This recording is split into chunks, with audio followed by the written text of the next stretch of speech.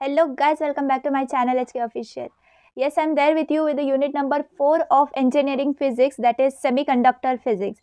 So in this video हम one shot देखेंगे इस यूनिट नंबर 4 का. ऑलरेडी यूनिट नंबर 3 का जो है 2 लेक्चर्स के अंदर पूरा जो भी कॉन्सेप्ट्स हैं वो सारे कंप्लीटेड है इस चैनल पे. अगर आपने अभी तक नहीं देखा है तो go and watch that and आपके सारे जो भी कॉन्सेप्ट्स हैं वो उससे क्लियर हो जाएंगे. न्यूमेरिकल्स सब कुछ अवेलेबल है with theory with notes everything.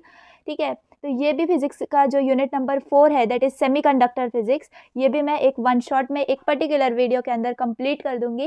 And yes, इसके बाद आपको कुछ देखने की ज़रूरत नहीं है. न्यूमेरिकल्स, थ्योरी, एवरीथिंग इसके अंदर इंक्लूडेड है. Okay, so without wasting our time, let us start with this unit 4 of engineering physics, that is semiconductor physics. So first of all हमें अपने टॉपिक के नेम को अंडरस्टैंड करना बहुत ज़रूरी है. So what is semiconductor physics. हमने ये सब बहुत बार सुना है, semiconductor, conductor, insulator, right. Semiconductor का मतलब हमें 12th स्टैंडर्ड से ही पता है. क्या होता है इसमें? Semiconductor physics is nothing but the study of materials, okay, that have properties between those of conductors and insulators. Conductors क्या होते हैं? जो मटेरियल्स फ्लो ऑफ इलेक्ट्रिसिटी को अलाउ करते हैं, राइट. और इंसुलेटर्स क्या होते हैं? जो मटेरियल्स कंडक्शन ऑफ इलेक्ट्रिसिटी को अलाउ नहीं करते.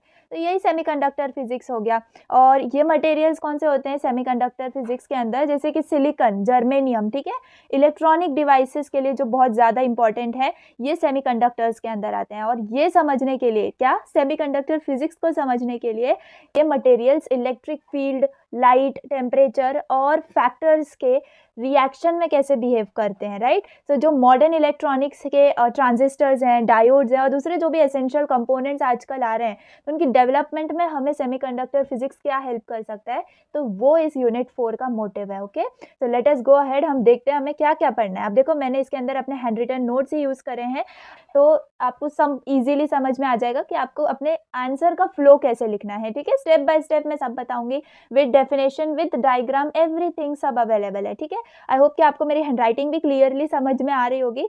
तो अपने यूनिट 4 से स्टार्ट करते हैं हम. फर्स्ट जो टॉपिक है वो फॉर्मेशन ऑफ बैंड है. ठीक है, ये ज़्यादा इंपॉर्टेंट टॉपिक नहीं है but as a introduction it is important, क्योंकि हमें यूनिट में जो भी कॉन्सेप्ट है उसको समझने के लिए ये ज़्यादा इंपॉर्टेंट है. अदरवाइज ये क्वेश्चन आना इतना ज़्यादा पॉसिबिलिटी नहीं है. So we have formation of band. So first of all क्या लिखा है?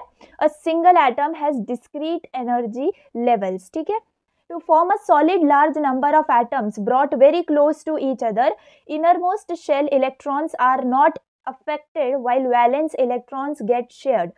According to Pauli's exclusion principle, not more than 2 electrons can occupy same energy, so new electrons get shifted to next energy level. So the group of energy level with a slight difference form a band. ठीक है, आप conduction band और valence band देख सकते हो और easy क्या है, उनके बीच का बैंड गैप है. ठीक है, सो ये 4 स्टेप्स हैं which are followed for a formation of band. अब मैं आपको सिंपल लैंग्वेज में बताऊं तो जब कोई अलग अलग एटम्स, ओके, जो कि अपने इलेक्ट्रॉन्स के लिए अलग अलग एनर्जी लेवल्स रखते हैं, वो एक सॉलिड बनाने के लिए क्या करते हैं, बहुत क्लोज आ जाते हैं एक दूसरे के. ठीक है, तो जब ये एटम्स एक साथ आके सॉलिड बनाते हैं तो कुछ मतलब एक इंटरेस्टिंग थिंग होती है, लाइक अंदर के जो इलेक्ट्रॉन्स है वैसे ही रहते हैं, लेकिन बाहर के जो इलेक्ट्रॉन्स, दैट इज हम उनको वैलेंस इलेक्ट्रॉन्स बोलते हैं, उन एटम्स के बीच में शेयर हो जाते हैं. ठीक है, तो पॉली एक्सक्लूजन प्रिंसिपल जैसे कि मैंने आपको बताया, इसमें क्या रूल है, इसके हिसाब से एनर्जी लेवल पर सिर्फ 2 इलेक्ट्रॉन्स हो सकते हैं. ठीक है, तो जब एटम्स साथ आते हैं उनके इलेक्ट्रॉन्स अलग अलग एनर्जी लेवल्स में स्प्रेड हो जाते हैं, जिससे कि बैंड्स जो है ना वो क्रिएट होते हैं. ठीक है, तो अगर और इलेक्ट्रॉन्स जुड़ जाएं और ज़्यादा एक्यूमुलेशन हो जाए इलेक्ट्रॉन्स का, तो वो अगले अवेलेबल एनर्जी लेवल में चले जाते हैं. सो ये इलेक्ट्रॉन्स के शेयर और स्प्रेडिंग को हम क्या बोल सकते हैं कि सॉलिड में बैंड्स बन रहे हैं. ठीक है, क्रिएशन ऑफ बैंड्स हो रहा है या फॉर्मेशन ऑफ बैंड हो रहा है. सो ये प्रोसेस होता है एक सॉलिड में बैंड फॉर्मेशन का. ठीक है, आई होप कि आपको समझा होगा. उसके बाद जो इंपॉर्टेंट टॉपिक है जो कि एग्जाम्स में आता है, that is classification of solids on the basis of band theory. So this concept is asked in previous year question one time only, not that much important, लेकिन येस इंपॉर्टेंट है और बहुत ईजी भी है और हमें पता भी है कि क्या होता है इन सब चीज़ों में. अब एक बार समझ लोगे ना तो आपको तो खुद याद आ जाएगा कि हाँ ये मैंने पढ़ा है. ठीक है, तो हमें क्लासीफाई करना है सॉलिड्स को on the basis of band theory. तो फर्स्ट ऑफ ऑल हमारे पास क्या है, मेटल्स और कंडक्टर. ठीक है, तो in metals VB denotes valence band and CB denotes conduction band. तो इससे आगे जहाँ भी मैंने VB CB लिखा है तो it denotes valence band and conduction band respectively. तो in metals the valence band and conduction band are overlapping resulting in zero energy gap. ये हमें पता है कि कंडक्टर्स में बिल्कुल भी एनर्जी गैप नहीं होता है कंडक्शन बैंड और वैलेंस बैंड के बीच में। तो हम क्या बोल सकते हैं फर्स्ट पॉइंट के अंदर, in metals valence band and conduction band overlap and this results in zero energy gap. और सेकंड फिर क्या लिख सकते हैं, the electrons can easily move from valence band to conduction band in metals. अब उनके बीच का जो एनर्जी गैप है वो ही बहुत मतलब जीरो ही है, तो इसका मतलब electrons can easily move from valence band to conduction band. ठीक है, थर्ड पॉइंट जो लिखना है हमें, the resistivity of metals increases with the increase in temperature. ठीक है, तो जैसे जैसे टेम्परेचर बढ़ेगा मेटल्स या कंडक्टर्स के अंदर, वैसे ही रेजिस्टिविटी जो मेटल की है या कंडक्टर की है वो भी इंक्रीज होगी। ठीक है, तो हम मेटल्स में एग्जांपल क्या दे सकते हैं, कॉपर, एल्यूमिनियम, गोल्ड एक्सेट्रा। ठीक है, तो ये 4 स्टेप्स के अंदर आपको एक पार्ट को और या एक क्लासिफिकेशन को वाइंड अप करना है। तो फर्स्ट में आपका क्या लिखोगे, in metals the valence band and conduction band are overlap results in zero energy gap. Then second point में लिखना है, the electrons can easily move from valence band to conduction band. अब ये क्यों हो रहा है मैंने बताया, बिकॉज जीरो एनर्जी गैप है, they can easily move between their bands. Then resistivity of metals increases with increase in temperature. और देन आपको लास्ट पॉइंट में एग्जांपल देना है और ये डायग्राम बनाना है।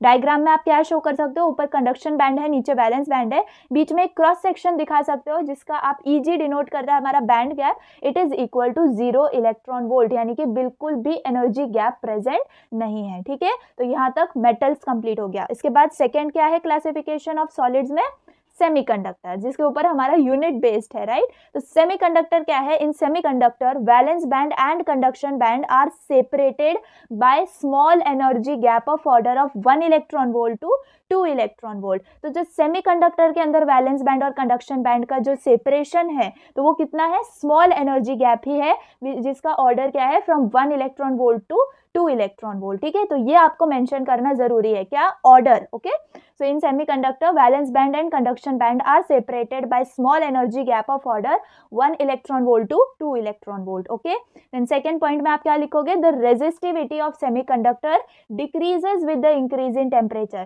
metals में क्या हो रहा था, resistivity increase हो रही थी with the increase in temperature, लेकिन सेमीकंडक्टर के अंदर अगर टेम्परेचर इंक्रीज होगा तो रेजिस्टिविटी जो है सेमीकंडक्टर की वो डिक्रीज हो जाएगी, राइट। ठीक है, तो ये 2 पॉइंट्स आप क्लासिफाई कर सकते हो। देन थर्ड आपको एग्जांपल दे देना है, एग्जांपल में सिलिकॉन, जर्मेनियम तो मोस्ट पॉपुलर सेमीकंडक्टर्स हैं। Okay, till this okay, I think आपको सब समझ रहा होगा।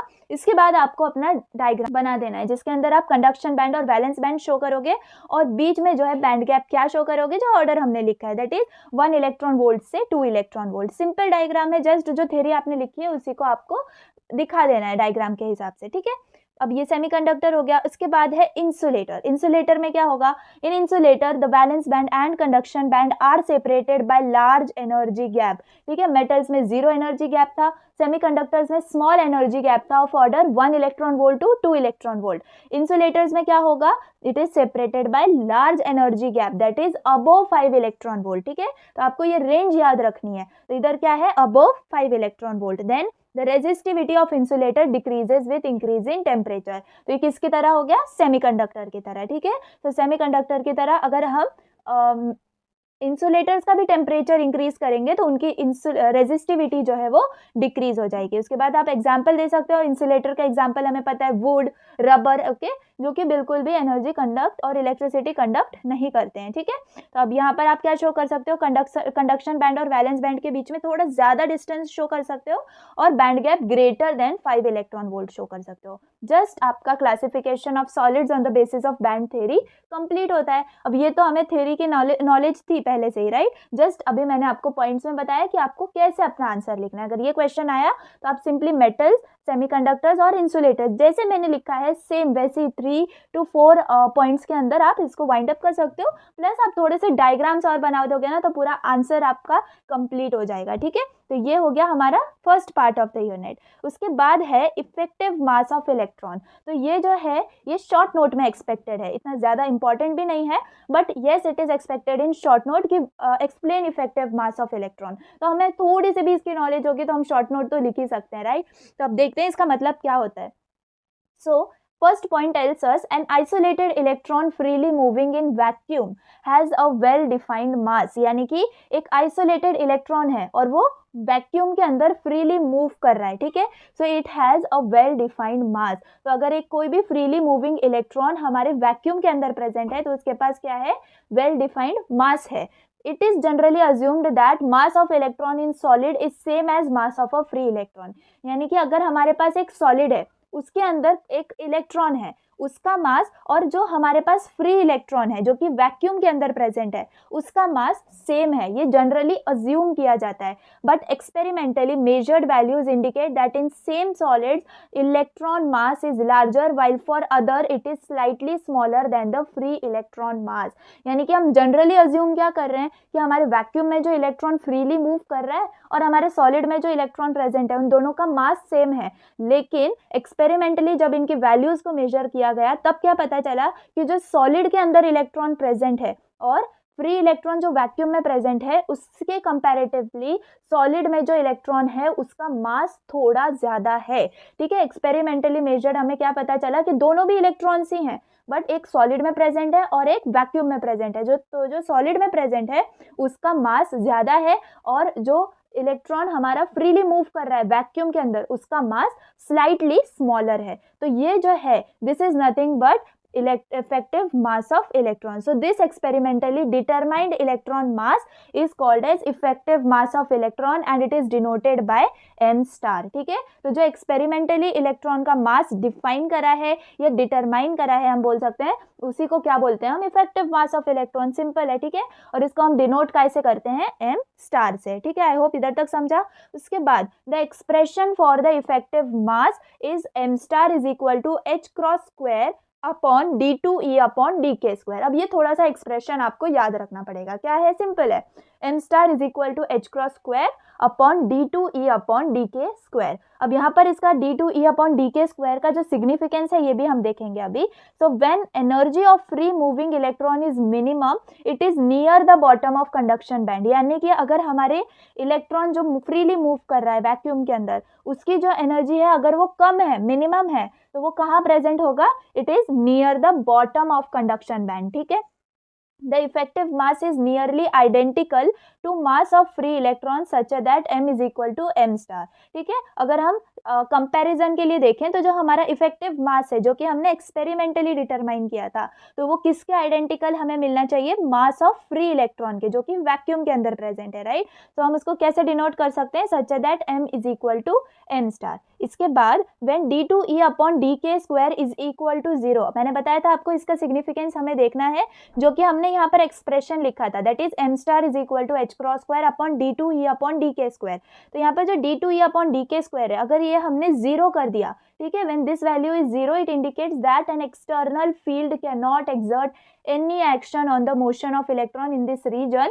सो जो हमारा m स्टार होगा तो it will be infinity. m star क्या डिनोट करता है, मैंने आपको अभी क्या बताया था, m star denotes effective mass of electron. ठीक है, तो जो इफेक्टिव मास ऑफ इलेक्ट्रॉन होगा वो इन्फिनिटी हो जाएगा बिकॉज हम अगर एक्सप्रेशन में ही d2e अपॉन dk स्क्वायर को 0 पुट कर दें तो क्या मिलेगा हमें, एनीथिंग जिसका डिनोमिनेटर 0 होगा वो इन्फिनिटी टेंड्स करता है, राइट. तो यहाँ पर अगर हमारी ये वैल्यू 0 हो गई तो it indicates that external field can not exert any action. यानी कि आप कितनी भी आप एक्सटर्नल फील्ड लगा दो वो उस इलेक्ट्रॉन के ऊपर कोई भी मोशन में एक्ट नहीं करेगी. So in this region because m star यानी इफेक्टिव मास ऑफ इलेक्ट्रॉन जो है वो इन्फिनिटी हो जाएगा. सेकेंड कंडीशन में क्या बताया है, when d2e upon dk square is less than 0 so the effective mass of electron that is m star occupying the levels near the top of band is negative. यानी कि अगर less than 0 है हमारी d2e upon dk square की value तो हमारा जो m star है that is effective mass of electron तो वो क्या करेगा, it will occupy the level near the top of band that is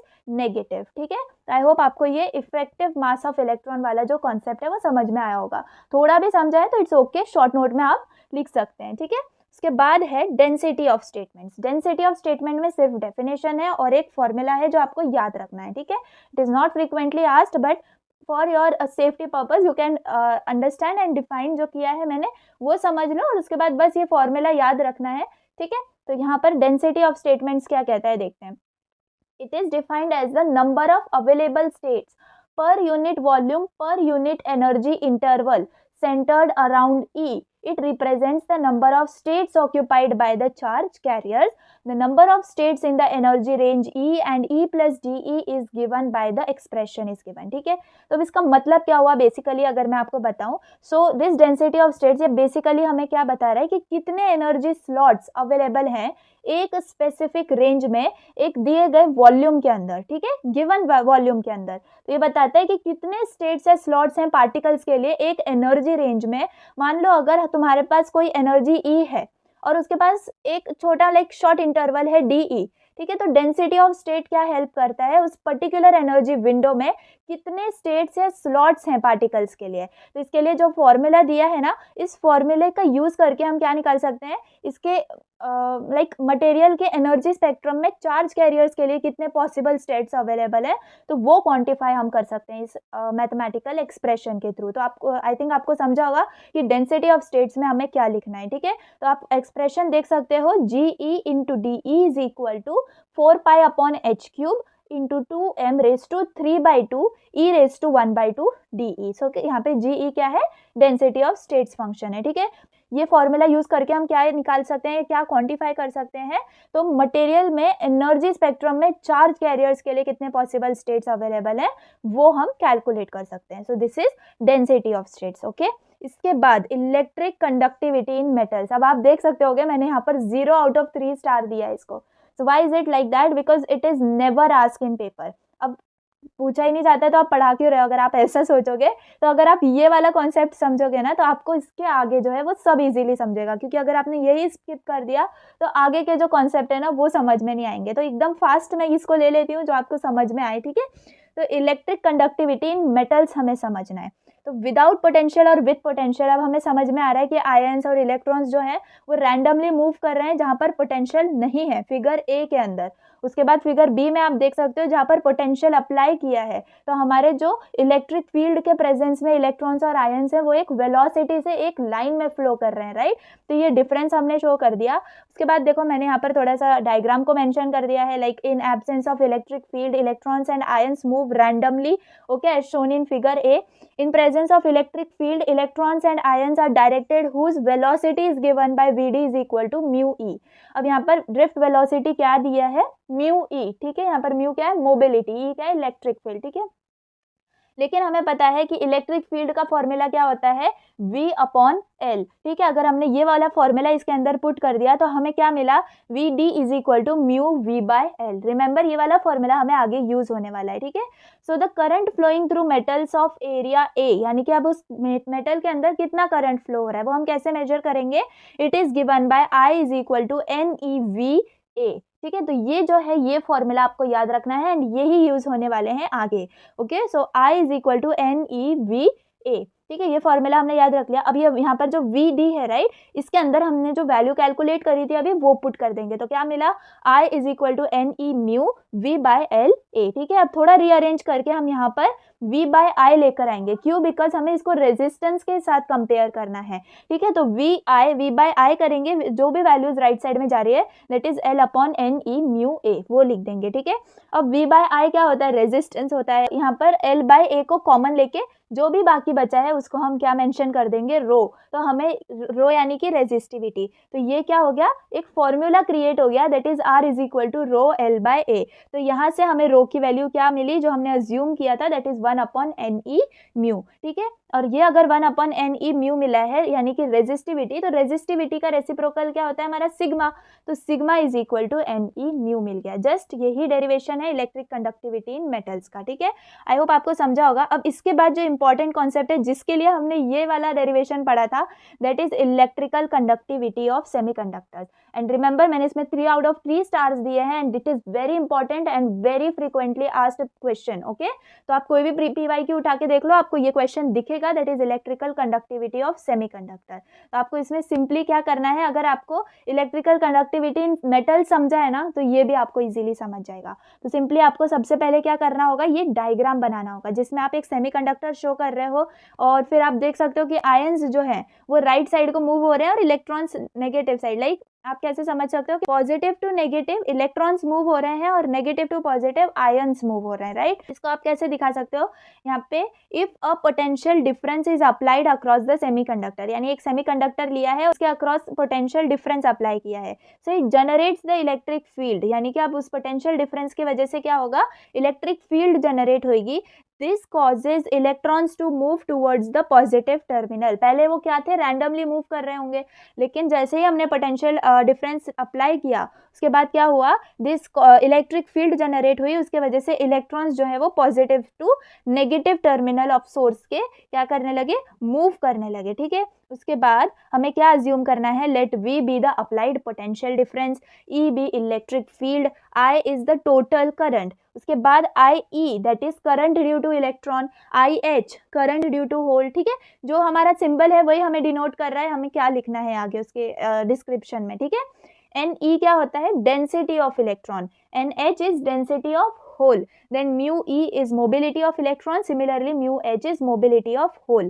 अब यहाँ पर हमें क्या कंसिडर करना है, करंट निकालने के लिए हमें current of electron plus holes ऐसे कंसिडर करना है, तो हमारा टोटल करंट क्या होगा, I is equal to IE plus IH। अब यहाँ पर I क्या लेना है, जो मैंने फॉर्मूला आपको पहले इस डेरिवेशन में बताया था, that is I is equal to NeVA, ये वाला आपको फॉर्मूला यहाँ पर यूज करना है, बट इलेक्ट्रॉन्स और होल्स के लिए वो चेंज हो जाएगा। तो इलेक्ट्रॉन्स के लिए क्या लिखेंगे हम, Ne दैट इज Ne क्या डिनोट कर रहा है, density of electron, NeVe into A plus NH that is density of holes EVHA, ठीक है। अब यहाँ पर हम क्या करेंगे, E और A दोनों साइड कॉमन है, तो IEA जो है हम कॉमन निकालेंगे, तो I is equal to EA, बचा क्या, NeVe प्लस NHVH। इसके बाद क्या करेंगे, ये जो फॉर्मूला हमें ऊपर इसी डेरिवेशन में मिला था, अब समझ में आ रहा है हमने ये डेरिवेशन क्यों पढ़ा था, राइट। तो ये यहाँ पे जो हमें वेलोसिटी मिली थी that is mu V by L, तो ये वाली वेलोसिटी हम यहाँ पर पुट कर देंगे, और यहाँ that is mu V by L, तो यहाँ पर इसको हम जो हमारा VE है इसको क्या रिप्लेस करेंगे, mu E V by L। अब यहाँ पर म्यू E क्या है, जहाँ पर हमने यहाँ पे मेंशन किया था mobility of electrons, mu H क्या होगा, मोबिलिटी ऑफ होल्स, तो वही हम यहाँ पर लिखेंगे। तो यहाँ पर VE क्या हो गया, mu E V by L, और VH हो गया mu H V by H, ठीक है। तो हमें ये वाला एक्सप्रेशन आ गया। अब हमें क्या मिल रहा है, V बाय L भी जो है वो कॉमन मिल रहा है अंदर ब्रैकेट, तो उसको भी हम बाहर निकाल लेंगे, तो हमें क्या मिलेगा, I is equal to V by L EA into NE mu E plus NH mu H। अब हमने जैसे पिछले डेरिवेशन में किया था सेम वैसे ही यहाँ पर करेंगे, V बाय I को एक साइड लेकर आएंगे और बाकी जो भी बचा है उसको राइट साइड में भेज देंगे। तो V बाय I को हमने एक साइड रखा और यहाँ पे क्या मिला हमें राइट साइड में, L upon EA NE mu E plus NH mu H। अब सिमिलर जैसे हमने पहले करा था, L बाय A रहने देंगे और बाकी जो पूरा है उसको रेजिस्टिविटी अज्यूम करेंगे, और V बाय I तो रेजिस्टेंस होता ही है, तो अगेन हमें वही वाला फॉर्मेट मिल गया, R is equal to rho L A. तो अगर हम इसको रो यानी कि रेजिस्टिविटी को कंपेयर करेंगे तो हमें क्या मिली resistivity, it is 1 upon E mu E plus NH mu H। अब as resistivity is reciprocal of sigma, तो हमें सिग्मा क्या मिल गया, E mu E plus NH mu H। बस आपका डेरिवेशन कंप्लीट हो गया, सिंपल। तो यही जो है इंपॉर्टेंट वन है, और बस इतना ही आ जाता है आपको 4-6 मार्क्स के लिए। तो अगर आपको इतना आता होगा तो it is very simple for you to cover it, okay. तो आई होप आपको ये वाला समझा होगा, इलेक्ट्रिकल कंडक्टिविटी ऑफ सेमीकंडक्टर्स, ठीक है।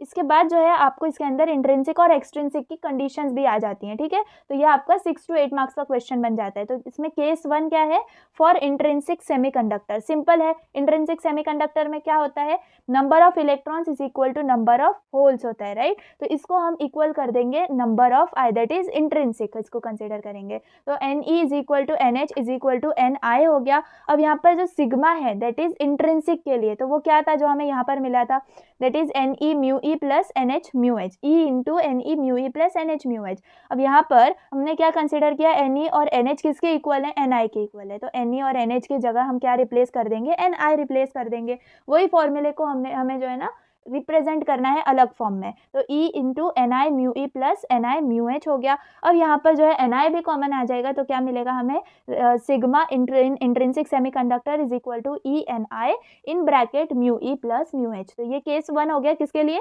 इंट्रिंसिक प्योर सेमीकंडक्टर के लिए। इसके बाद आ जाता है case 2, that is for extrinsic that is doped semiconductor.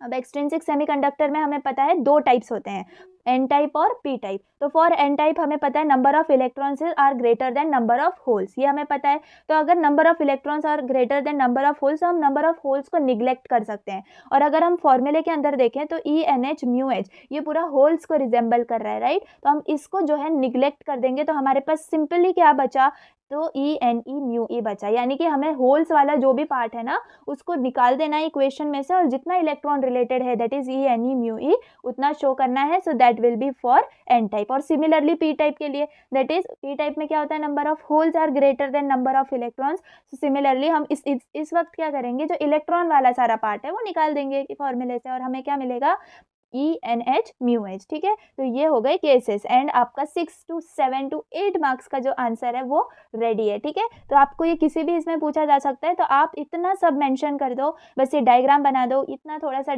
इसको डिफाइन कर दो अपने जो डायग्राम है उसको, और जो वैल्यूज आप अपने फॉर्मूला में यूज करने वाले हो वो मेंशन कर दो, like for VE I, then IE/IH, NE/NH, μE/μH जो भी जो रिजेंबल कर रहा है वो, and I is equal to IE plus IH से अपना डेरिवेशन स्टार्ट कर दो। उसके बाद यहाँ तक हमें क्या मिल जाएगा, सिग्मा मिल जाएगा, और सिग्मा मिल जाएगा तो हम जो है अपने केसेस लिख सकते हैं, दैट इज इंट्रिंसिक के लिए और एक्सट्रिंसिक के लिए। रिमेंबर एक्सट्रिंसिक के अंदर एन टाइप और पी टाइप आता है, ठीक है। तो यहाँ पर हमारा ये वाला डेरिवेशन कंप्लीट होता है।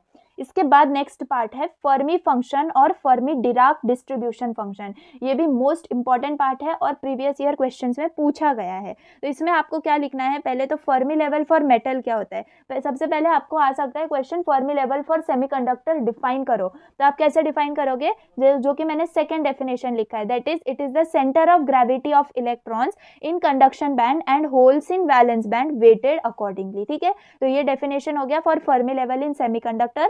मेटल्स के लिए तो कोई पूछेगा नहीं, लेकिन आप समझ सकते हो it is the highest field energy level at absolute zero, ठीक है। तो ये फर्मी लेवल का डेफिनेशन हो गया। उसके बाद फर्मी फंक्शन क्या होता है ये भी डिफाइन करने के लिए आ सकता है, फॉर 3 मार्क्स ये डेरिवेशन आपको आ सकता है। तो द फर्मी फंक्शन, इसको हम कैसे डिनोट कर सकते हैं, FE। So it gives the probability that the energy state E will be occupied by electron at temperature T।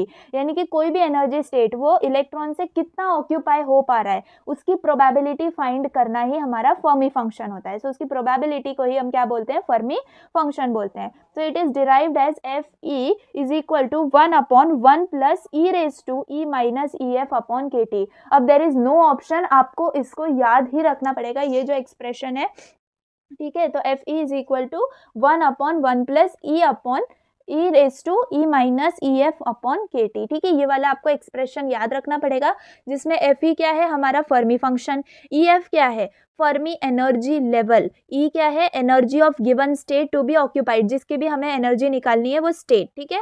और K क्या है, हमारा बोल्ट्जमैन्स कांस्टेंट, ठीक है। तो ये सारा उसका डिस्क्रिप्शन हो गया। अब हमें जो है इसके अंदर 3 केस दिखाने हैं, ठीक है, सिंपल केसेस है।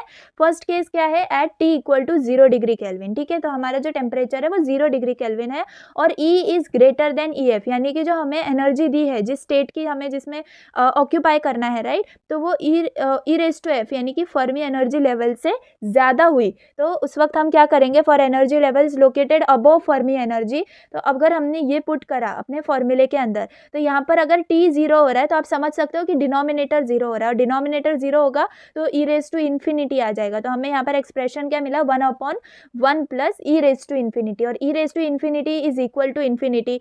तो हमें क्या मिला, 1/1 plus infinity which is equal to 0, ठीक है। तो हमारे केस 1 में हमें FE यानी कि फर्मी फंक्शन क्या आया, 0 आया। तो it implies that all the levels above E raised to F are vacant, यानी कि हमारा जो फर्मी एनर्जी लेवल है उसके ऊपर सारे के सारे जो भी लेवल्स होंगे वो वेकेंट होंगे, कोई इलेक्ट्रॉन्स वहाँ प्रेजेंट नहीं होगा, क्योंकि हमारा फर्मी फंक्शन क्या आ गया, 0 आ गया। तो ये हो गया हमारा केस 1। अब उसके बाद केस 2 क्या हो जाएगा, यहाँ पर भी हमें टेम्परेचर 0 डिग्री केल्विन ही लेना है, लेकिन यहाँ पर कंडीशन क्या वेरी हो जाती है, E is less to F, यानी कि अब हम देख रहे हैं energy levels located below the Fermi energy level, okay. तो यहाँ पर क्या हो जाएगा, 1/1 plus E raise to minus infinity आ जाएगा, अगर हम उसके अंदर फॉर्मूला के अंदर पुट करेंगे तो यहाँ पर e raise to minus infinity का वैल्यू क्या आएगी 0, तो 1 + 0 = 1, तो 1/1 क्या हो जाएगा 1 हो जाएगा। तो केस 2 में हमारा फर्मी फंक्शन क्या आया 1 आया। So it implies that all the level below EF, that is हमारा फर्मी एनर्जी के नीचे जितने भी लेवल्स हैं वो they are occupied by electron. तो हमारा फर्मी फंक्शन 1 आया, इससे हमें क्या पता चला कि नीचे के जो भी एनर्जी लेवल्स है फर्मी एनर्जी के वो they are occupied by electrons. ठीक है, ये हो गया केस 2। अब केस 3 में क्या बताते हैं, अब यहाँ पर जो है हमारा टेम्परेचर इंक्रीज हो गया and it is greater than 0 degree kelvin, और जो एनर्जी लेवल हमें फाइंड आउट करना है it is equal to Fermi energy level, यानी कि for energy levels equal to Fermi energy हम फाइंड आउट कर रहे हैं क्या फर्मी फंक्शन। तो यहाँ पर हमें फर्मी फंक्शन क्या आ जाएगा, ई अगर इक्वल टू EF है तो यहाँ पर हमें e रेज टू 0 मिलेगा। आप एक्सप्रेशन के अंदर पुट करके देखिए, आपको मिल जाएगा 1/1 प्लस e रेज टू 0, और e रेज टू 0 की वैल्यू होती है 1, तो हमें क्या मिला 1/1 + 1 दैट इज इक्वल टू 1/2, और 1/2 इज नथिंग बट 0.5, यानी कि यहाँ पर फर्मी फंक्शन अगर 0.5 है, so this implies that the probability of occupancy of Fermi level at temperature above 0 degree kelvin is 0.5, यानी कि हाफ प्रोबेबिलिटी है। ठीक है, अब इसी का हम यहाँ पर ग्राफ भी बना सकते हैं, अगर पूछा हो तो आप ग्राफ भी बना सकते हो। यहाँ पर E दिया है और FE दिया है, ठीक है, x और y एक्सिस के ऊपर, और यहाँ पर आप 1 दिखा सकते हो, 0.5 और 0 जो भी हमें वैल्यूज मिली थी, और ऐसे कर्व से आप रिप्रेजेंट कर सकते हो। तो ये आपका ग्राफ क्या रिप्रेजेंट करेगा, फर्मी फंक्शन रिप्रेजेंट करेगा आपके तीनों केसेस के लिए। ठीक है, तो ये हो गया। और एक और क्वेश्चन आता है, like show that Fermi level for intrinsic semiconductor lies at the centre of forbidden energy gap. ठीक है, तो ये क्वेश्चन भी आ सकता है। इसके लिए हमें क्या अज्यूम करना है, it is assumed that the width of valence band and conduction band are small compare to forbidden energy gap, यानी कि जो हमारा फॉरबिडन एनर्जी गैप है, जैसे हमने कंडक्टर्स में, सेमीकंडक्टर्स और इंसुलेटर्स में देखा था ना, कंडक्टर्स में 0 इलेक्ट्रॉन वोल्ट, फिर सेमीकंडक्टर में 1 to 2 इलेक्ट्रॉन वोल्ट, इंसुलेटर के अंदर ग्रेटर देन 5 इलेक्ट्रॉन वोल्ट, ये देखा था। तो ये जो फॉरबिडन एनर्जी गैप है, अगर ये हमारे वैलेंस बैंड और कंडक्शन बैंड के विड्थ से स्मॉल है, ठीक है, the width of valence band and conduction band are small as compare to forbidden energy gap. तो यहाँ पर हमारा एनर्जी गैप अगर बड़ा है तो यहाँ पर all energy levels in conduction band have energy EC यानी कि conduction band energy, and all energy levels in VB have energy EV। ठीक है, जस्ट डिनोट किया है यहाँ पर। तो लेट NC यानी कि NC क्या होता है, number of electrons in conduction band, और NB क्या होता है, number of electrons in valence band, और टोटल N क्या है, total number of electrons in conduction band and valence band. तो यहाँ पर हम कैसे स्टार्ट करेंगे अपने डेरिवेशन को, N is equal to NC plus NB, यानी कि टोटल नंबर ऑफ इलेक्ट्रॉन्स कितना होगा, total number of electrons in conduction band plus total number of electrons in valence band. ठीक है, अब इस एक्सप्रेशन को हम डिवाइड करेंगे थ्रू आउट बाय n, तो हमें क्या मिलेगा, NC/n plus NV/n is equal to 1। अब ये NC/n क्या हो गया, प्रोबेबिलिटी हो गई, राइट। तो इसको हम क्या लिखेंगे, प्रोबेबिलिटी। ये स्टेप याद रखना, ये होता है प्रोबेबिलिटी ऑफ EC। ठीक है, EC क्या था, हमने यहाँ पर क्या लिखा था, all energy levels in conduction band have energy EC। तो यहाँ पर probability of energy in conduction band plus probability in energy of valence band is equal to 1 हो गया। ठीक है, अब इसके बाद ये जो एक्सप्रेशन हमने पहले पढ़ा था वही वाला यहाँ पर यूज होगा, बट थोड़ी सी डिफरेंस है, तो आपको ये याद ही रख लो तो अच्छा होगा। क्या होगा, 1/1 plus E raise to EC minus EF upon KT। ठीक है, तो ये किसके लिए हो गया, P प्रोबेबिलिटी ऑफ EC के लिए, plus 1/1 plus E raise to EV minus EF upon KT। दोनों में डिफरेंस EC और EV का ही है, बाकी फॉर्मूला सेम है, तो बस इट इज इक्वल टू 1। अब क्या करना है, जस्ट इसको सिंप्लीफाई करना है। तो यहाँ पर आप क्या करोगे, दोनों को क्रॉस मल्टीप्लाई करोगे। ठीक है, और आप देख सकते हो मैंने क्या क्या मैथमेटिकल एक्सप्रेशन किया है, सिंपल मैथ्स यूज किया है, जस्ट क्रॉस मल्टीप्लाई किया है, उसके बाद जो है ये कैंसिल आउट हो जाता है। तो हमें फाइनली क्या मिलता है, EC plus EV minus 2EF upon KT which is equal to 0। फिर यहाँ से हम ये निकाल सकते हैं, K2 राइट साइड में गया तो KT भी इज इक्वल टू 0 हो गया। तो फाइनली जो एक्सप्रेशन हमें मिलता है वो मिलता है EF is equal to EC plus EV upon 2, और यही जो है हमें प्रूव करना था। तो हमने अपना क्वेश्चन देख लो, क्या प्रूव करना है, show that Fermi level of intrinsic semiconductor lies at centre of forbidden energy gap. तो सेंटर में है, तो यही हमने इधर एक्सप्रेस कर दिया और प्रूफ भी कर दिया कि जो EF है यानी कि Fermi energy level, it is equal to EC plus EV upon 2, यानी कि सेंटर में। ठीक है, और आप यहाँ पे ऐसे दिखा भी सकते हो, कंडक्शन बैंड और वैलेंस बैंड के एकदम सेंटर में जो है हमारा फर्मी लेवल जो है वो प्रेजेंट है। ठीक है, तो ये जो है ये भी प्रूफ पूछा जाता है, तो एक बार आप प्रैक्टिस कर लो और यहाँ पर जो भी कैलकुलेशंस हो रहे हैं एक बार आप चेकआउट कर लो। ठीक है, तो बस यहीं पे हमारा ये प्रूफ भी कंप्लीट हो गया। इसके बाद important part, that is position of Fermi level in extrinsic semiconductor at 0 degree Kelvin and above 0 kelvin. ठीक है, तो एक्सट्रिंसिक सेमीकंडक्टर में हमें पोजीशन डिनोट करनी होती है, तो ये भी क्वेश्चन आ जाता है, सिंपल है। तो पहले अगर हम इंट्रिंसिक सेमीकंडक्टर के बारे में बात करें तो इंट्रिंसिक सेमीकंडक्टर में हम क्या देख सकते हैं कि कंडक्शन बैंड, वैलेंस बैंड जो भी है, दोनों भी साइड यानी कि 0 डिग्री केल्विन हो या फिर ग्रेटर देन 0 डिग्री केल्विन हो, यहाँ पर क्या है, हमारा जो फर्मी लेवल है वो बैंड गैप एकदम बीच में है, राइट, दोनों के बीच में है, कंडक्शन बैंड और वैलेंस बैंड के। तो यही होता है क्या, इंट्रिंसिक सेमीकंडक्टर के अंदर। अब अगर हम एक्सट्रिंसिक के अंदर आए, इंट्रिंसिक में तो कुछ ज़्यादा नहीं है, मतलब दोनों भी जगह सेम ही है, और हमें पोजीशन किसके लिए पूछी जाती है, फर्मी लेवल की एक्सट्रिंसिक सेमीकंडक्टर के लिए पूछी जाती है ज़्यादातर। तो हमें पता है एक्सट्रिंसिक सेमीकंडक्टर में एन टाइप होता है और पी टाइप होता है। तो एन टाइप के लिए क्या होगा, देखो अब यहाँ पर आप देख सकते हो कि एट 0 डिग्री केल्विन और at greater than 0 degree kelvin.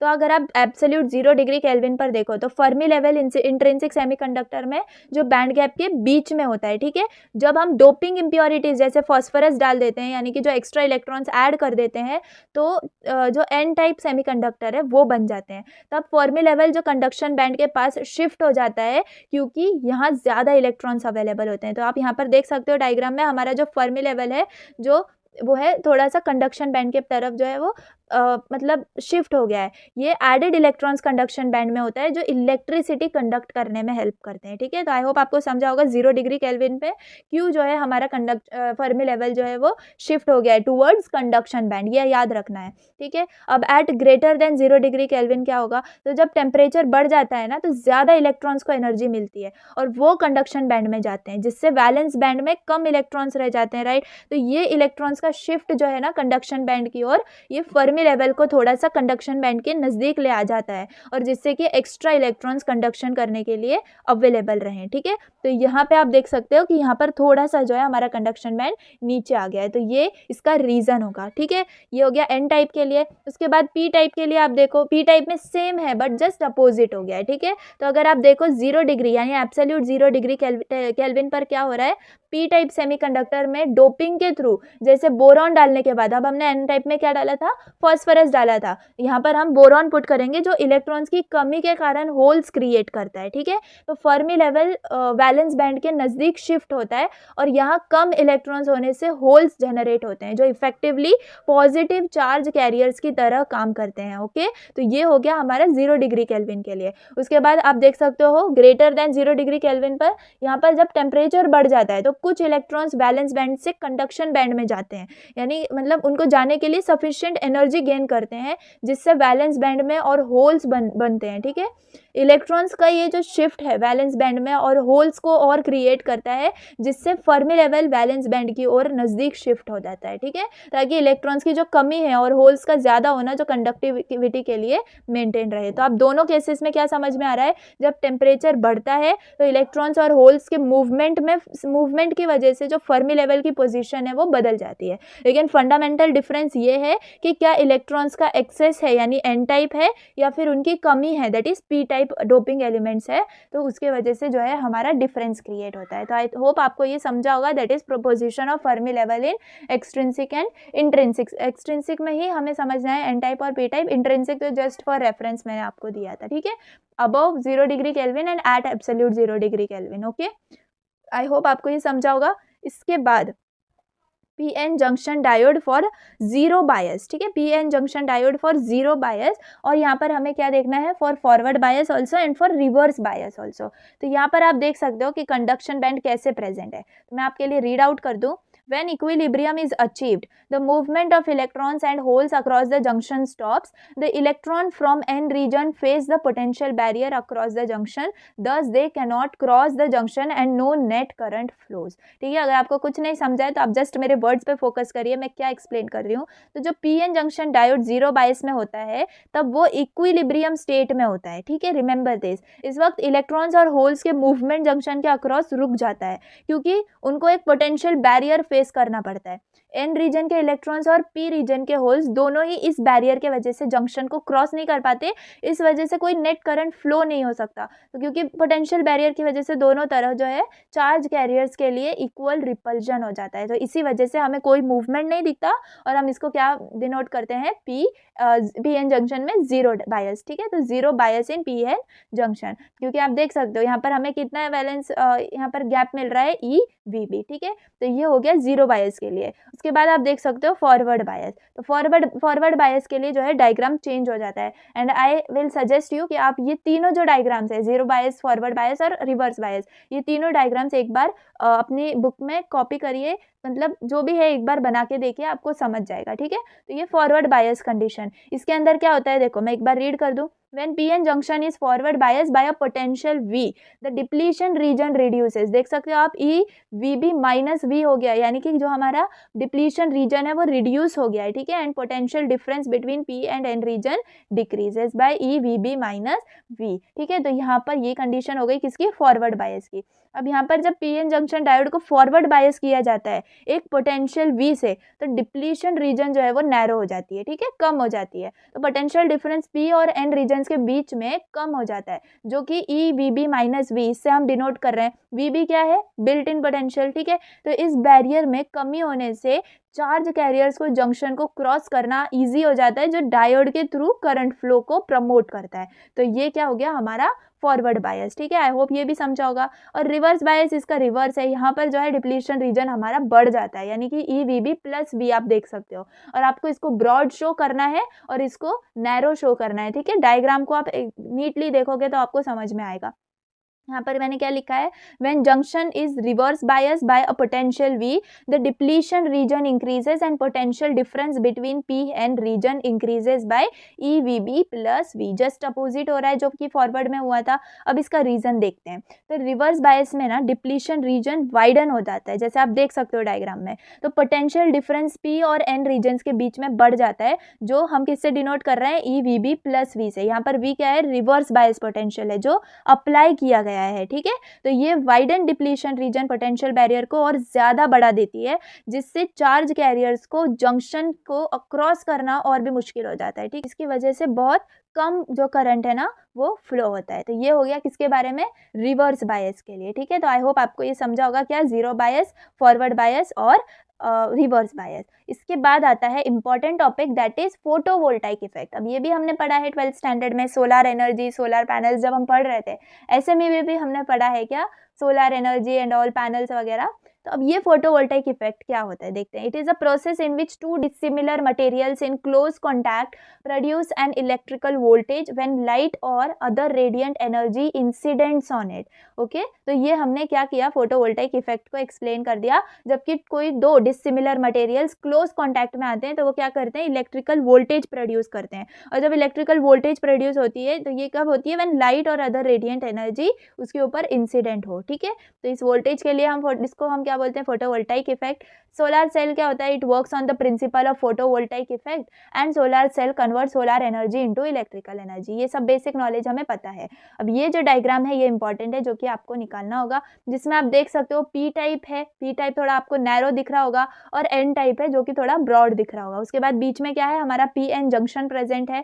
उसके बाद आप देख सकते हो कि एंटी रिफ्लेक्शन कोटिंग प्रेजेंट है एक सबसे ऊपर। ठीक है, जहाँ पर हमारी सनरेज जो है वहाँ पर कोलाइड हो रही हैं। उसके बाद आप मेटल कॉन्टैक्ट्स हैं हमारे पास, और लोड रेजिस्टेंस प्रेजेंट है। ठीक है, तो ये डायग्राम हो गया। इस डायग्राम को हम कैसे कंस्ट्रक्शन में बता सकते हैं, देखो, construction of solar cell. A thin layer of p-type semiconductor is doped over an n-type substrate forming a p-n junction। यानी कि जो अब मैंने बताया आपको, n-type क्या है, वाइड है, थोड़ा सा ब्रॉड है, और p-type जो है नैरो दिख रहा है। इसका मतलब क्या हुआ, जो हमारा n-type था पहले, उसके ऊपर हमने जो है p-type को डोप करा है, इसके वजह से वो थोड़ा कम दिख रहा है। ठीक है, सो a thin layer of p-type semiconductor is doped over an n-type substrate forming a p-n junction। Second point, the thickness of p layer is very small, जैसे मैंने डायग्राम में बताया। Then third, electrical contacts are made over top and bottom side, जो कि हमारे metal contacts थे। ठीक है, to enhance the transmission of light into the material, the anti reflection coating is given over P type layer. यानी कि जो हमारी ट्रांसमिशन ऑफ लाइट है, हमारी सनरेज जो है वो ज्यादा ट्रैप होनी चाहिए, राइट। तो वो ट्रांसमिशन ऑफ लाइट को एनहांस करने के लिए हम कौन सा मटेरियल यूज करते हैं, एंटी रिफ्लेक्शन कोटिंग यूज करते हैं, ठीक है, ओवर पी टाइप लेयर। तो यही क्या हो गया, कंस्ट्रक्शन हो गया, सिंपल था, ठीक है।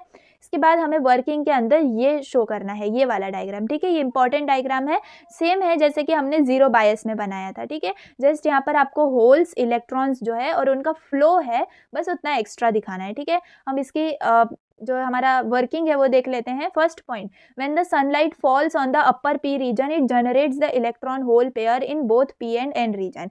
यानी कि जैसे आप देख सकते हो हमारे जो पी रीजन है, यहाँ पर पी रीजन के ऊपर क्या हो रहा है, सनलाइट फॉल हो रही है, इसके वजह से क्या हो रहा है, इलेक्ट्रॉन होल पेयर जो है वो बीच में जो हमारा पी एन रीजन है वहाँ पर इलेक्ट्रॉन होल पेयर जनरेट हो रहा है, ठीक है। इतना हो गया फर्स्ट स्टेप के अंदर। At the junction barrier potential attracts the electron from P region and N region and into N region and holes from N region to P region. यानी कि अब जो है इस इलेक्ट्रॉन होल पेयर जो हमारे जनरेट हो गए पी एन रीजन के अंदर, तो जंक्शन में क्या होगा, हमारा जो बैरियर पोटेंशियल है वो पी रीजन में से इलेक्ट्रॉन्स को क्या करेगा, अट्रैक्ट करेगा और किधर देगा, एन रीजन के अंदर, जैसे कि आप यहाँ पर फ्लो में देख सकते हो, ठीक है। तो यहाँ पे से क्या हो रहा है, इलेक्ट्रॉन्स फ्रॉम पी रीजन जो है वो अट्रैक्ट हो रहे हैं इनटू एन रीजन, और जो होल्स हैं वो एन रीजन से अट्रैक्ट हो रहे हैं और कहाँ पर दिए जा रहे हैं, पी रीजन में, ठीक है। आप इस फ्लो में भी देख सकते हो यहाँ पर। तो यहाँ पे इसके वजह से क्या हुआ कि जो इलेक्ट्रॉन्स है वो एक साइड में हो गए और जो होल्स हैं वो एक साइड में हो गए, ठीक है। So this leads to increase in number of holes in p region and electrons in N region, ठीक है। So the accumulation of charges on the both side, यानी ये एक साइड इलेक्ट्रॉन्स हो गए, एक साइड होल्स हो गए, तो ये एक्यूमुलेशन जो है ना चार्जेस का दोनों साइड में of junction, this produces a voltage. तो ये जो है यहाँ पर दोनों साइड में अलग चार्जेस का एक्यूमुलेशन की वजह से जंक्शन प्रोड्यूस क्या करता है, हमारा वोल्टेज प्रोड्यूस करता है, और it is known as open circuit voltage, ठीक है। It is proportional to the intensity of incident light, यानी वो ओपन सर्किट जो हमारा वोल्टेज है वो किसके डायरेक्टली प्रोपोर्शनल होगा, या हमारी इंसिडेंट लाइट यानी जो हमारी सनरे है उसकी इंटेंसिटी कितनी है, as well as the size of illuminated area, यानी कि हम क्या कंसीडर कर सकते हैं, हमारा सोलर पैनल उसके साइज के अकॉर्डिंग भी ओपन सर्किट जो वोल्टेज है वो रिजेंबल करती है, ठीक है। So last point, if an external circuit is connected across the solar cell terminal, then current flows through the circuit, यानी कि अगर हमने अब उसके बीच में कोई भी एक्सटर्नल सर्किट जोड़ दिया तो हमें जो है करंट मिल जाएगा। यही प्रिंसिपल होता है हमारे सोलर सेल का, ठीक है। तो ये हो गया हमारी वर्क। फर्स्ट आप क्या दिखाओगे यहाँ पर, तो यहाँ पे आप देख सकते हो, फर्स्ट आप यहाँ पर एक्सप्लेन कर दोगे फोटोवोल्टाइक इफेक्ट को, ठीक है। अगर इतना याद नहीं आया लीव इट, आप डायरेक्टली डायग्राम से स्टार्ट करोगे, ठीक है। डायग्राम हो गया, उसके डायग्राम के बाद आप कंस्ट्रक्शन में आप बता सकते हो कि आपने डायग्राम में क्या बनाया एग्जैक्ट, ठीक है। उसके बाद वर्किंग के अंदर आपको ये वाला पीएन जंक्शन वाला जो है डायग्राम ये बनाना होगा, और उसके बाद वर्किंग में मैंने जो आपको सिंपली एक्सप्लेन किया है, जितना भी आपको समझा होगा वो आप लिख देना वर्किंग के अंदर, ठीक है। तो ये हो गया हमारा सोलर सेल के लिए, दैट इज फोटोवोल्टाइक इफेक्ट, उसका प्रिंसिपल, वर्किंग एंड ऑल, ठीक है। उसके बाद IV characteristics of solar cell, ये भी पूछा जाता है, तो उसके लिए आप ये ग्राफ रेफर कर सकते हो, एक बार प्रैक्टिस कर लो हो जाएगा। IM क्या रिजेंबल कर रहा है, मैक्सिमम करंट, VM यानी कि मैक्सिमम वोल्टेज। अब यहाँ पर ISC और VOC आप देख रहे हो, इसके डेफिनेशंस आगे हैं। ISC यानी कि शॉर्ट सर्किट करंट और VOC यानी कि ओपन सर्किट वोल्टेज, जो अभी हमने पढ़ा। तो ये जो है हमेशा मैक्सिमम करंट और मैक्सिमम वोल्टेज से ज़्यादा ही होते हैं, और ये जो है ग्राफ के ऊपर कर्व बनाते हैं, ठीक है। यहाँ पर हमें एंगल क्या मिल रहा है, 45 डिग्री। तो यहाँ पे शॉर्ट सर्किट करंट हो गया y एक्सिस के ऊपर, और VOC यानी कि ओपन सर्किट वोल्टेज हो गई, देन VOC यानी कि ओपन सर्किट वोल्टेज हो गया x एक्सिस के ऊपर। तो ठीक है, ये क्या हो गया हमारी IV characteristics of solar cell, ठीक है। इसके बाद मैंने आपको जैसे बताया था, अभी डेफिनेशन थे आगे, that is short circuit current that is ISC, और ओपन सर्किट वोल्टेज यानी कि VOC, ये सब क्या होते हैं। तो ISC is nothing but when load resistance is zero, यानी कि जैसे ही हमारा लोड रेजिस्टेंस जीरो हो जाता है, maximum current flows in a circuit, ठीक है। जैसे ही हमारा लोड रेजिस्टेंस जीरो हो जाता है, वैसे ही हमारा जो करंट है वो मैक्सिमम, जितना मैक्सिमम हो उतना फ्लो करना स्टार्ट कर देता है सर्किट के अंदर। So this is known as short circuit current, ठीक है। उसके बाद ओपन सर्किट वोल्टेज को कैसे डिफाइन करेंगे, VOC, that is when load resistance is infinite, यानी कि बिल्कुल अपोजिट, जैसे हमने ऊपर देखा वैसे ही when load resistance is infinite maximum voltage, अब यहाँ पर हम वोल्टेज की बात करेंगे, तो maximum voltage flows in a circuit. Maximum current कब फ्लो होगा, जब रेजिस्टेंस जीरो हो जाएगा, और मैक्सिमम वोल्टेज कब फ्लो करेगा सर्किट में, जब रेजिस्टेंस इनफाइनाइट हो जाएगा, ठीक है। तो मार्क द डिफरेंस। उसके बाद डेफिनेशन आता है कभी कभी फिल फैक्टर के लिए, ठीक है। तो define fill factor and give its formula.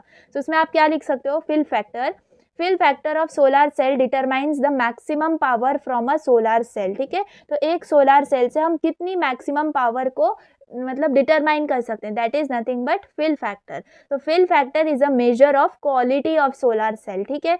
तो फिल फैक्टर का हम कैसे फॉर्मूला याद रख सकते हैं, simply it is the ratio of actual power to ideal power, okay. Ideal power denominator में आएगी रिमेंबर, एंड एक्चुअल पावर जो है वो न्यूमरेटर में, this is nothing but fill factor. अब हमने जैसे ग्राफ में देखा था, तो एक्चुअल पावर कितनी होती थी, I M V M, power का फॉर्मूला क्या है, V I, right, voltage into current. Similarly अगर एक्चुअल पावर की हम बात करें तो वो होगा I M into V M, that is maximum current into maximum voltage, upon ideal power. Ideal power में क्या आएगा, I S C into V O C, ठीक है, that is short circuit current into open circuit voltage. तो यही क्या होता है, हमारा फिल फैक्टर होता है, सिंपल। उसके बाद एफिशिएंसी ऑफ सोलर सेल, तो अगर ये है मतलब एफिशिएंसी ऑफ सोलर सेल आया तो हमें इसके अंदर क्या आता है, आगे जो पॉइंट है that is ways to improve efficiency of solar cell. तो ये भी शॉर्ट नोट में एक्सपेक्टेड क्वेश्चन है, इंपॉर्टेंट क्वेश्चन है। इसमें सिंपल है, जस्ट थ्योरी है। क्या है कि हमें पहले तो एफिशिएंसी अगर पूछा है डिफाइन करने के लिए तो हम डिफाइन कर देंगे that it is defined as the ratio of energy output from solar cell to input energy from the sun, ठीक है। हमें पता है होता है कि एफिशिएंसी क्या होता है, output power upon input power, simply that. अब इसके बाद इंपॉर्टेंट है ways to improve efficiency of solar cell. एक सोलर सेल की हम एफिशिएंसी को कैसे इंप्रूव कर पाए, तो first thing is fill factor and shape of solar cell. जैसे कि हमने फिल फैक्टर के बारे में पढ़ा, फिल फैक्टर क्या है, it is just the measure of quality of solar cell. तो किसी भी सोलर सेल का जो फिल फैक्टर है वो ज्यादा होना चाहिए, यानी कि उसकी क्वालिटी अच्छी होनी चाहिए। And shape of solar cell, ठीक है, शेप ऑफ सोलर सेल से भी हमें एफिशिएंसी इंप्रूव करने में हेल्प मिलती है। तो fill factor refers to utilization of available surface area and fill factor of solar panel depends on the shape of solar cell, ठीक है। ये फर्स्ट पॉइंट हो गया। सेकंड है सोलर सेल ग्लेजिंग, ठीक है, ये वर्ड्स याद रखो आप। सोलर सेल ग्लेजिंग क्या हो गया, so for long life of solar cell, हमें सोलर सेल को जो है वो प्रोटेक्ट रखना पड़ेगा, ठीक है। So solar cell must be protected from external factors like rain, snow etcetera. After solar cell glazing optical transmittivity results in 90%, यानी कि जो हमारा सोलर सेल है वो हम यूजुअली हम कहाँ पर प्लेस करते हैं, अपने टेरेस वगैरह पे। तो टेरेस में हमें क्या मतलब एक्सटर्नल फैक्टर्स ऑलवेज अवेलेबल होते हैं, विंड अवेलेबल है, रेन, स्नो कभी भी हो सकता है। तो इसके वजह से जो है हमारी जो लाइफ है सोलर सेल की वो कम होती रहती है। तो इसके लिए हम क्या करते हैं, सोलर सेल ग्लेजिंग करते हैं, ठीक है। तो जैसे हम सोलर सेल ग्लेजिंग कर देते हैं तो हमारी जो ऑप्टिकल ट्रांसमिटिविटी है उस सोलर सेल की वो 90% तक हो जाती है, okay. So this is nothing but solar cell glazing. उसके बाद सोलर पैनल ओरिएंटेशन, ठीक है। अब हमने सोलर पैनल को ऐसी जगह पे सिचुएट करा है जहाँ पर सनरेज आती ही नहीं है, तो क्या उस सोलर सेल का क्वालिटी अच्छे होने का भी कुछ फायदा होगा, नहीं। तो यहाँ पर सोलर पैनल का ओरिएंटेशन भी बहुत ज़्यादा इंपॉर्टेंट है। तो for highest output solar panels must be perpendicular to sunrays, ठीक है। तो इसकी वजह से भी हमारे सोलर सेल की एफिशिएंसी इंप्रूव होती है। फिर है सोलर ट्रैकर, यानी कि अब देखो अगर हमने अपने टेरेस के ऊपर जो है सोलर पैनल्स वगैरह सिचुएट कर दिए, अब जो है ये सोलर ट्रैकर क्या करता है, अब सन तो एक जगह नहीं है ना, सन तो मूव हो रहा है, राइट, सन नहीं, हमारा अर्थ ही मूव हो रहा है, राइट। तो सन जो है हमारा अलग डायरेक्शंस में होता है अदर टाइम्स। तो यहाँ पर हम क्या करेंगे, एक सोलर ट्रैकर यूज करेंगे जो कि हमारे पैनल को उस हिसाब से रोटेट करता रहेगा, ठीक है। तो solar tracker is the rotation of panel so that it always directly faces the sun, ठीक है। फिर क्या है, लाइट कॉन्सेंट्रेटर, यानी कि हमारा जो सोलर पैनल है उसका ओरिएंटेशन ऐसा होना चाहिए कि लाइट डायरेक्टली कॉन्सेंट्रेट हो उसके अंदर। So solar panel output power में be increase to almost 50% via light concentrator such as, हम एग्जांपल लिख सकते हैं फ्रेस्नेल लेंस, ठीक है। इसके बाद है सोलर चार्ज कंट्रोल, ये लास्ट पॉइंट है, solar charge control. Solar panel may not have the correct voltage to charge the battery, so it must be controlled via solar charge controller to prevent battery overcharge. तो ये जो है मैंने 6 points दिए हैं आपको। तो आपका अगर 4 मार्क्स का क्वेश्चन है तो आप सिर्फ 4 पॉइंट्स लिखो, ठीक है। जस्ट आप ये चीजें रिमेंबर करो कि which are the ways to improve efficiency of solar cell, ठीक है। तो आई होप आपको ये समझा होगा। उसके बाद very very very important part जो कि 7 टाइम्स PYQB रह चुका है, दैट इज हॉल इफेक्ट। तो आपको एक्सप्लेन करने बोलेगा हॉल इफेक्ट, और ये क्या है, एक डेरिवेशन है, ठीक है। तो सिंपली बहुत ईजी डेरिवेशन है। यहाँ पर हमें क्या दिया है, हम एक बॉक्स कंसिडर करेंगे, ठीक है। आपको एक बॉक्स दिख रहा है, एक क्यूब टाइप का बॉक्स दिख रहा है, ठीक है। उसका हम मतलब हम कैसे दिखाएंगे उसको, एक्स वाई और जेड एक्सिस दिखाएंगे, ऊपर पॉजिटिव m दिखाएंगे, नीचे नेगेटिव n दिखाएंगे, ठीक है। उसके साथ जो वोल्टेज कनेक्टेड है उसको हम VH बोलेंगे, और ये VH ही क्या है, हमारी हॉल वोल्टेज, ठीक है। ये VH हम फाइंड आउट करेंगे। उसके बाद जो है हमें D जो है उसकी लेंथ दिखानी है बॉक्स की, और W जो है हमारे विड्थ दिखानी है, ठीक है, बॉक्स की। तो ये हो गया डायग्राम का डिस्क्रिप्शन। फर्स्ट ऑफ ऑल आपको डिफाइन करना पड़ेगा कि हॉल इफेक्ट होता क्या है। So when a current conductor or semiconductor placed in a transverse magnetic field, then electric field is developed which is perpendicular to both current and magnetic field, ठीक है। तो ये क्या समझा आपको इसमें से, हॉल इफेक्ट क्या है, एक फेनोमेना होता है जो जब आप किसी कंडक्टर या सेमीकंडक्टर को करंट फ्लो कराते हुए एक मैग्नेटिक फील्ड के बीच में रख दो, ठीक है। यानी कि कोई भी करंट या सेमीकंडक्टर, उसमें करंट फ्लो हो रहा है और आपने उसको मैग्नेटिक फील्ड के अंदर रख दिया, तो क्या होगा, इसमें यह होता है कि जब ये करंट वाला मतलब मटेरियल मैग्नेटिक फील्ड से गुजरता है तो एक नया इलेक्ट्रिक फील्ड जनरेट होता है। ये इलेक्ट्रिक फील्ड दोनों करंट की डायरेक्शन और मैग्नेटिक फील्ड की जो डायरेक्शन है उसके परपेंडिकुलर हो जाता है, ठीक है। तो ये एक तरह का साइड में होने वाला इलेक्ट्रिक फोर्स होता है जो करंट और मैग्नेटिक फील्ड के इंटरैक्शन से मतलब प्रोड्यूस होता है, ठीक है। तो वही मैंने इस डेफिनेशन में भी लिखा है, सिंपल, आप 2-3 बार आप रीड करोगे तो आपको याद हो जाएगा। व्हेन अ करंट कंडक्टर और semiconductor placed in a transverse magnetic field, then electric field is developed which is perpendicular to both current and magnetic field, ठीक है। अब यहाँ पर से जो है हमारा डेरिवेशन स्टार्ट होता है। यहाँ पर सिर्फ 2 फोर्स लगेंगे हमें, that is force due to magnetic field and force due to electric field. Force due to magnetic field के अंदर हम क्या लिखते, हमने कौन सा फोर्स पढ़ा था, लॉरेंट्ज फोर्स पढ़ा था, right. So Lorentz force due to magnetic field क्या होता है, FM, it is equal to QV cross B, ठीक है। ये हमने पढ़ा हुआ है लास्ट स्टैंडर्ड्स के अंदर।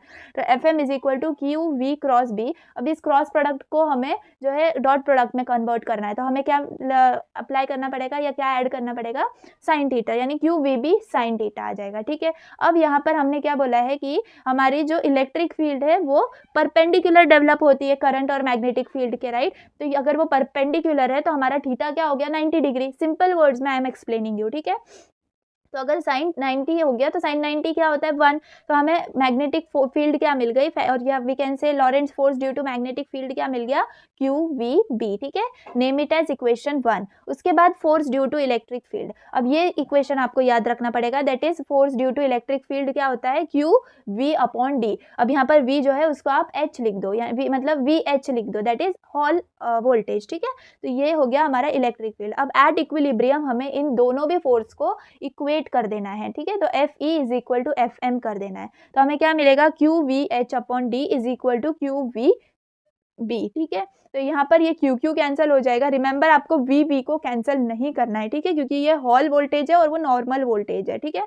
अब यहाँ पर हम VH क्या आ जाएगा, हमें BVD आ जाएगा, ओके। अब उसके बाद ये वापस से जो हमने करंट वाला जो फॉर्मूला मैंने फर्स्ट डेरिवेशन में ही आपको बताया था, दैट इज NEVA बताया था उस वक्त, बट यहाँ पर E क्या है, चार्ज है, तो हम कैसे रिप्लेस कर देंगे, NQVA के साथ। तो हमें अपना करंट का इक्वेशन क्या मिल गया, I is equal to NQVA, ठीक है। अब यहाँ से जो है हम V जो है वो निकालेंगे, तो हमें यहाँ पर V क्या मिला, V is equal to I/NQA। Just हमने रीअरेंज कर दिया है करंट वाले इक्वेशन को, ठीक है। तो V क्या हो गया, I/NQA। इसके बाद हमें क्या करना है, जो है हमें जो VH का जो हमें फॉर्मूला मिला था, that is VH is equal to BVD, ठीक है।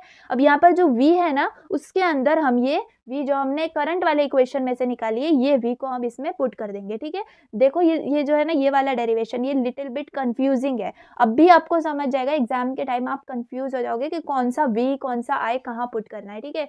तो इसलिए आपको ये 1 से 2 बार आप प्रैक्टिस करो तो आपको ये समझ जाएगा। तो यहाँ पर जो है हम जो VH के अंदर है V की वैल्यू को पुट करा है, ठीक है। तो VH का इक्वेशन BVD था, उसमें V की जगह I/NQA पुट कर देंगे, तो हमें क्या मिलेगा, VH is equal to BID/NQA, ठीक है। तो यहाँ पर VH क्या हो गया, BID/NQ। अब यहाँ पर जैसे हमने डायग्राम में यहाँ पर शो किया था, लेंथ को D शो किया था और ये जो विड्थ है उसको W शो किया था, तो वो किसी रीजन से ही किया था क्योंकि हमें यहाँ पर शो करना था एरिया क्या होगा इसका, W/D। ठीक है, ये हो गया। अब यहाँ से DD कैंसिल हो गया। अब हमें इस 1/NQ को जो है क्या डिनोट करना है, अज्यूम करना है RH। ये क्या हो गया हमारा हॉल कोएफिशिएंट। RH क्या होता है, हॉल कोएफिशिएंट, रिमेंबर।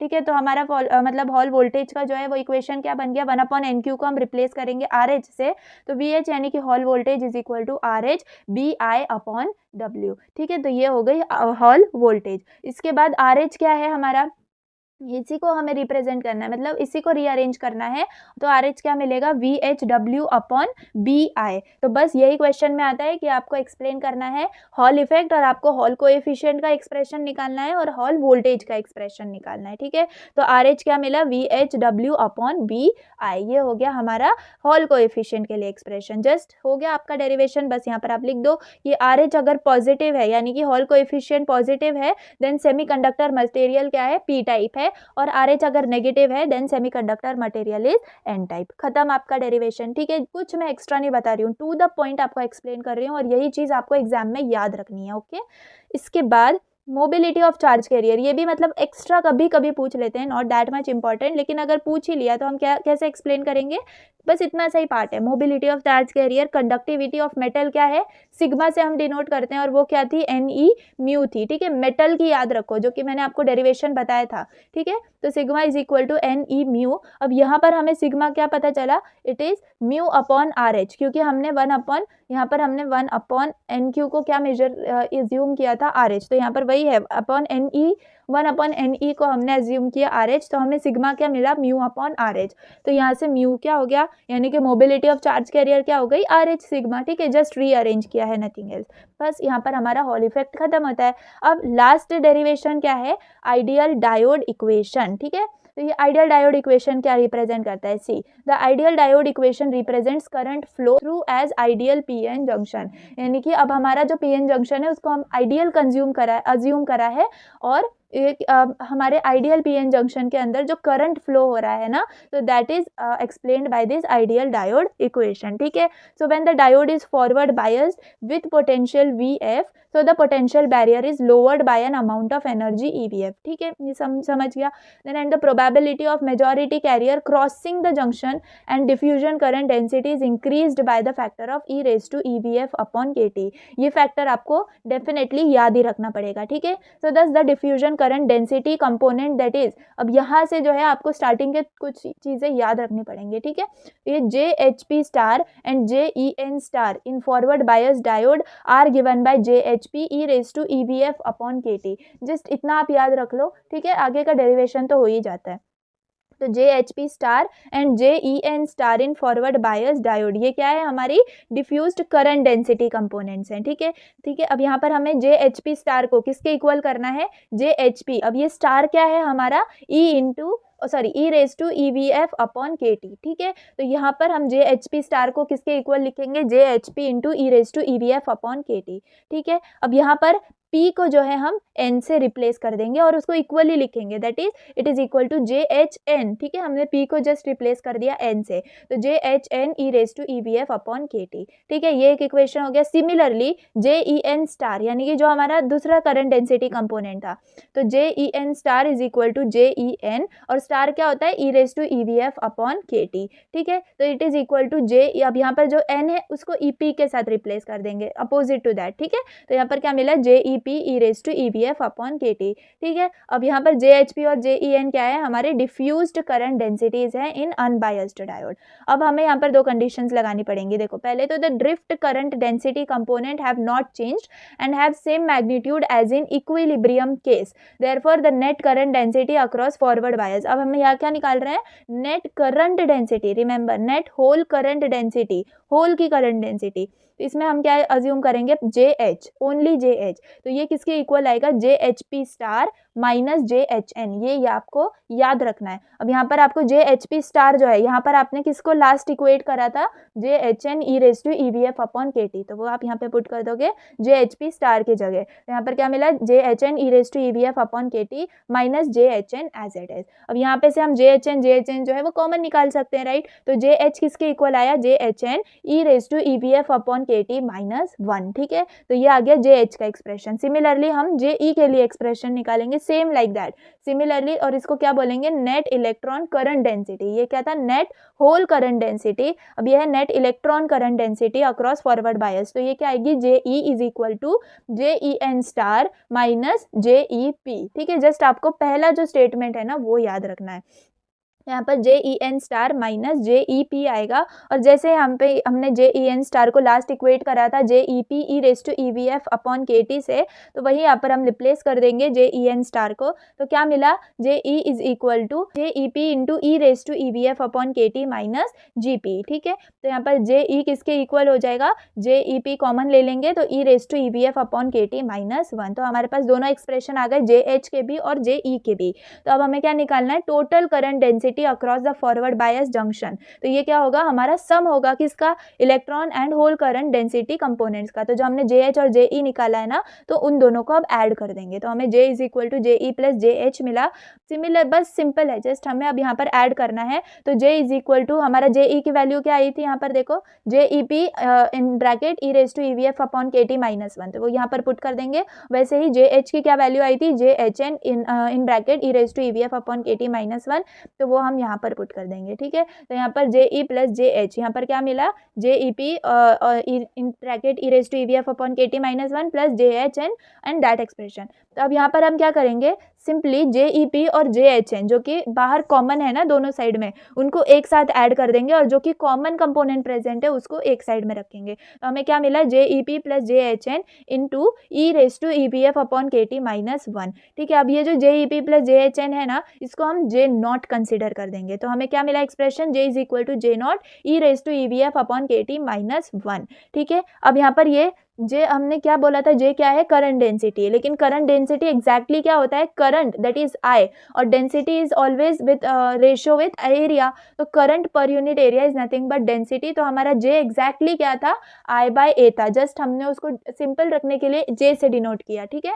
तो यहाँ पर अब हम जो है J और J0 को I/A से जो है रिप्लेस कर देंगे फाइनली। तो हमें क्या मिला, I/A is equal to I0/A and into e⁻EVF upon KT minus 1। Just हमने J और J0 को I/A और I0/A के साथ रिप्लेस किया है, तो दोनों साइड से एरिया कैंसिल हो जाएगा। तो हमें I क्या मिला, I is equal to I0 in bracket e⁻EVF upon KT minus 1, ठीक है। This is nothing but the ideal diode equation, ठीक है। तो ये क्वेश्चन 6 to 8 मार्क्स के लिए आ सकता है, आप एक बार प्रैक्टिस करो, जस्ट 2-3 जो है स्टेटमेंट्स इसके अंदर याद रखने हैं, बस उतना याद हो जाएगा, तो बहुत इजी एक्सप्रेशन है, ठीक है। तो बस ये हो गया हमारा क्या, आइडियल डायोड इक्वेशन। एंड यहाँ पर हमारा यूनिट जो है वो कंप्लीट होता है थ्योरी वाइज। अब आपको अगर थोड़े से न्यूमेरिकल्स भी प्रैक्टिस करने हैं तो आप आगे का वीडियो भी देख सकते हो। तो यहाँ पर मैंने थोड़े बहुत न्यूमेरिकल्स लिए हैं जो कि PYQs ही हैं, तो इससे आपको समझ जाएगा कि इस यूनिट के अंदर किस टाइप के न्यूमेरिकल्स पूछे जाते हैं। तो फर्स्ट क्वेश्चन क्या है, देखो, calculate the conductivity of pure silicon at room temperature when the concentration of carriers is 1.6 into 10 raised to 10 per centimeter cube. Mobility of electron is 1500 centimeter square per volt second. Mobility of hole is 500 centimeter square per volt second at room temperature, ठीक है। अभी यहाँ पर हमें क्या क्या दिया है, पहले तो लिखा है कॉन्सेंट्रेशन ऑफ कैरियर्स। तो जब भी कॉन्सेंट्रेशन ऑफ कैरियर्स वर्ड आएगा तो आपको उसको क्या कंसीडर करना है, Ni, ठीक है, Ni which is given 1.6 into 10 raise to 10 per centimetre cube. उसके बाद मोबिलिटी ऑफ इलेक्ट्रॉन और मोबिलिटी ऑफ होल दिया है, उसका सिंबल तो हमें पता है, दैट इज μH और μe। तो μe दिया है 1500, μH दिया है 500। अब हमारे पास सिंपली फॉर्मूला है, और ये फॉर्मूला हमने डिराइव भी किया था, रिमेंबर। तो सिग्मा यानी कि कंडक्टिविटी होता है, तो conductivity sigma is equal to ENI in bracket μe plus μH। अब यहाँ पर E क्या है हमारी, E is 1.6 into 10 raise to minus 19, ठीक है। बाकी तो सारी वैल्यूज गिवन है, जस्ट आप कैल्सी में वैल्यूज पुट करो और आपको कंडक्टिविटी मिल जाएगी, और उसका जो SI यूनिट है वो रिमेंबर रखिए, दैट इज मो पर सेंटीमीटर। ठीक है, तो ये हो गया, बस इतने सिंपल न्यूमेरिकल्स हैं। उसके बाद आप देख सकते हो ये वाला जो न्यूमेरिकल है 2004, 2014, 2017 इतनी बार ये सेम न्यूमेरिकल आया हुआ है। तो देखते हैं क्या है। Calculate the conductivity of germanium sample if a donor impurity is added to an extent of 1 part in 10⁸ atoms given the carrier concentration n is 4.41 into 10⁻22 per centimeter cube and mobility of electron is 3800 centimetre square पर volt second. तो यहाँ पर हमें NI और mu E दिया हुआ है, लेकिन हमारे पास फॉर्मूला क्या है। अब देखो हमें यहाँ पर क्या बोला है, सिर्फ डोनर इम्प्योरिटी ऐड करिए, ठीक है, और कंडक्टिविटी हमें फाइंड आउट करनी है। तो यहाँ पर हम होल्स कंसिडर नहीं करेंगे बिकॉज सिर्फ इलेक्ट्रॉन्स के बारे में बात हो रही है। तो sigma is equal to ENE mu E, ये वाला फॉर्मूला हम यूज़ करेंगे। और बाकी हमें अगर NI दिया है तो NI से हम NE कैसे फाइंड आउट कर सकते हैं, 4.41 इंटू 10⁻22 अपॉन 10⁸8। तो इसका क्या आ गई हमारे पास वैल्यू 4.41 इंटू 10⁻14। अब ये वैल्यू हम इसमें पुट कर देंगे सिग्मा के फॉर्मूले के अंदर। तो E तो 1.6 इंटू 10⁻−19 है ही, इंटू NE के वैल्यू और म्यू ई के वैल्यू। तो आपको जो भी आंसर आए, यहाँ पर थोड़ा कट हो गया है वो, आप वो लिख दो, ठीक है। तो कैल्सी में जो भी आंसर आएगा that is your answer, and मो पर सेंटीमीटर SI यूनिट मत भूलना, ठीक है। तो ये वाला क्वेश्चन आए हुए हैं। उसके बाद calculate the band gap energy in electron. अब हमें band gap energy find out करनी है इन इलेक्ट्रॉन वोल्ट फॉर सिलिकॉन। अब यहाँ पर देखो, यहाँ पर मेंशन किया है कि हमें बैंड गैप एनर्जी जो है इलेक्ट्रॉन वोल्ट में फाइंड आउट करनी है for silicon, given that it is transparent to radiations of wavelength greater than 11,000। यानी कि गिवन में सिर्फ वेवलेंथ दिया हुआ है, that is 11,000 angstrom, that is 11,000 into 10⁻−10 metres. तो यहाँ पर EG की वैल्यू यानी कि एनर्जी गैप क्या होता है हमारा, it is equal to H new.